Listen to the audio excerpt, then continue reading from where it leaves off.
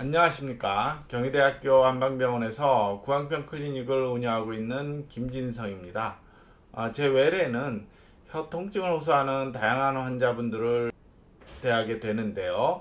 주로 이제 중년의 여성분들이지만 종종 젊은 여자나 남성 환자들도 진료실을 찾습니다. 이러한 혀 통증은 다양한 유발 요인들이 관련되어 있는데요. 주로 이제 어떤 한 가지보다는 여러 요소들이 복합적으로 작용해서 발생한 경우가 대부분입니다. 주요한 유발 요인들을 살펴보면 구강 내 요인, 즉 입안의 유발 요인과 구강 외 전신적인 요인으로 나눌 수가 있습니다. 먼저 구강 내 원인 가운데는 첫째는 이제 눈에 띄는 염증이나 궤양이나 암종과 같은 형태적 이상이 관찰되는 경우입니다. 이 경우는 이제 눈에 띄는 병수가 이렇게 잘 드러나 있는 경우가 대부분이니까 감별 진단에 큰 어려움이 없는 경우에 해당이 됩니다. 둘째는 타액 분비가 현저히 줄어들어서 구강 건조증이 나타나는 경우입니다. 입안의 침 분비가 줄어들게 되면 혀 표면이 위축되어서 맨질맨질해지죠. 자극에 대한 민감성이 아주 높아지게 되므로 이에 따라서 이제 혀에 화끈거리는 통증이 곧잘 유발되곤 하지요. 물론 혀가 더욱 갈라지게 만들기도 하고 또 입안을 보호하는 기능이 떨어져서 칸디다균과 같은 감염이 잘 일어나는 원인으로 작용하기도 합니다. 이로 인해서 이제 2차적으로 혀통증이 나타날 수 있다는 거죠. 셋째는 특수한 설염의 경우입니다. 대표적인 것이 위축성 설염이고요. 그 외에 지도상 설이라 불리는 양성 이주 설염, 또 정중 능형 설염 등이 이에 해당이 됩니다. 넷째는 입안에 칸디다균이 침입해서 발생하는 구강 칸디다증인데요. 칸디다균은 곰팡이균의 한 종류인데 일종의 구강 상재균에 해당이 돼요. 이 얘기는 누구나 입안에 칸디다균과 같은 이제 곰팡이균이 있을 수 있다는 얘기죠. 대략 전체 성인의 10명 중 4명 정도가 이런 칸디다균이 이제 나타난다라고 알려져 있는데, 그런데 어떤 경우에는 이제 실제로 만성적인 염증을 일으키고 어떤 경우에는 그냥 염증이 유발되지 않고 이런 차이가 있게 되겠죠. 주로 이제 어르신들이나 어린 아이와 같이 이제 면역력이 약한 사람, 또 면역 억제제를 쓸 수밖에 없는 경우나 병원에 장기간 입원 중인 환자분들 이런 경우에 이제 나타날 수가 있는데 이로 인해서 구강에 화끈거리는 통증이 유발되기도 합니다. 다섯째는 편평태선이라는 입안의 만성적인 자가 면역성의 염증이 유발되어서 통증이 발생하는 경우입니다. 혀뿐만이 아니라 양쪽의 뺨 안쪽 또 잇몸 이런 쪽에서도 나타날 수 있고요.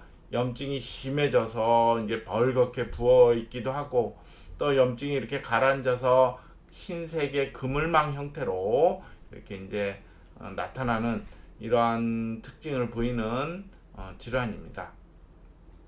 이와 같이 구강 내에서도 혀의 통증을 유발하는 질환이 여러 가지가 있습니다. 이러한 요인들은 앞서 말씀드린 대로 단독으로 나타날 수도 있지만 몇 가지 요인이 합쳐져서 혀의 통증이 심해지는 이런 유발 인자로 작용하기 때문에 물론 전문가의 세세한 감별이 필요한 부분이겠지요. 다음은 전신적 요인에 대해서 알아보겠습니다. 첫째는 갱년기와 관련돼서 호르몬의 변화가 미치는 영향입니다. 정확한 발병 기전이 밝혀져 있는 것은 아니지만 주로 이제 호르몬의 균형이 깨지고 또 여성 호르몬과 같은 이제 호르몬의 부족 현상이 혀에서 맛을 느끼는 미각이나 이런 감각을 느끼는 채성 감각의 민감성을 이제 높이게 돼서 이제 혀 통증이 유발되는 것으로 이렇게 알려져 있습니다.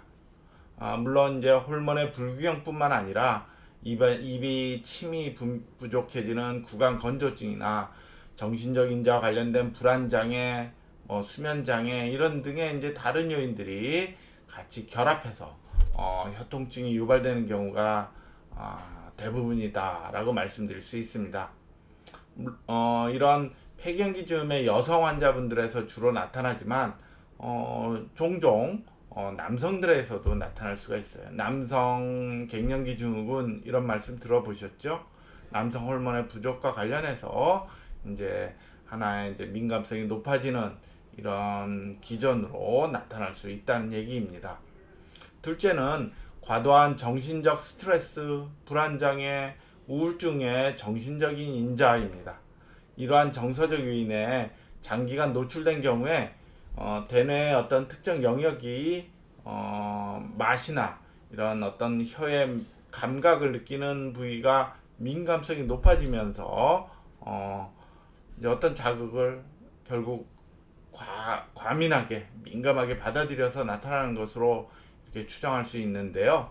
실제로 혀의 자결통을 유발하는 대표적인 질환 중에 하나가 구강 자결감 증후군에 해당이 되는데 이들 환자들과 정신적 스트레스와의 관련성이 매우 높은 것으로 이렇게 조사되어 있습니다. 셋째는 당뇨병으로 혀통증이 유발되는 경우입니다. 잘 조절되지 않는 당뇨병 환자에서 혀통증이 더 심해진다라는 이제 보고가 있는데요. 이것은 장기간의 혈당 조절이 잘 안 돼서 이제 고혈당 상태가 신경병증이라는 합병증을 유발해서 혀통증이 나타난 것으로 이렇게 볼 수 있습니다. 물론 이제 특정 약물도 이제 미각의 과민성을 높일 수가 있는데요. 어떤 약물을 장기간 복용하게 되면 그 약 성분이 혈중 농도가 지속적으로 높아지면서 그게 이제 대뇌에서 어떤 특정 영역의 감수성을 높인다는 의미이겠죠. 특히 주의할 것은 항불안 및 항우울제의 복용의 경우입니다.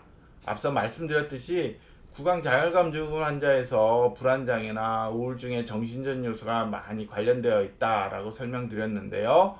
이런 경우 이들 약제를 장기간 복용하는 경우가 많으므로 어쩔 수 없이 약을 드시는 경우에 해당이 되지만 이러한 약물의 복용을 적절히 조절하는 게 필요할 수 있다는 점입니다.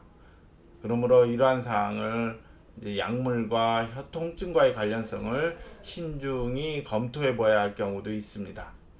이러한 주요한 구강 내 또 전신적 요인들에 대해서 말씀을 드렸고요. 다음 시간에는 이들 인자에 대해서 자세히 알아보는 시간을 갖도록 하겠습니다. 감사합니다.